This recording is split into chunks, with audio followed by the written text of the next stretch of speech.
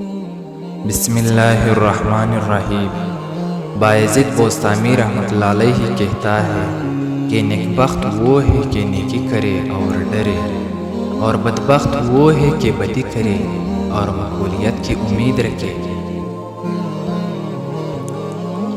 اور پھر کہتا ہے کہ اگر آپ 30 برس میں طاقتور اور 40 برس میں عقل مند نہیں بنے تو کبھی طاقتور اور عقل مند بننے کی امید نہ رکھے۔ اور کہتا ہے کہ میں نے 30 سال مجاہدہ کیا، لیکن میں نے اپنے اوپر علم اور اس کی مطابعت سے بڑھ کر کوئی چیز سخت اور دشوار نہیں دیکھا۔ کہتا ہے کہ مرد وہ نہیں جو کسی چیز کے پیچھے چلے، بلکہ مرد وہ ہے کہ جو جہاں کہیں بھی ہو چیزیں اس کے گرد دوڑے، اور جس چیز سے خطاب کرے اسی سے جواب سنے۔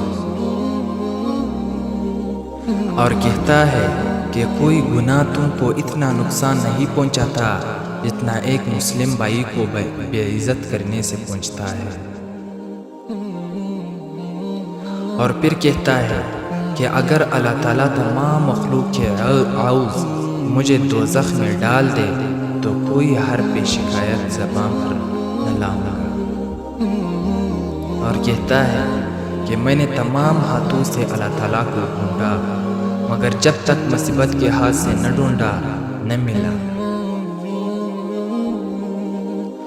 آپ نے فرمایا جس کام کو میں سب سے مؤخر سمجھتا تھا وہ سب سے مقدم نکلا، اور وہ والدہ کی رضا تھی۔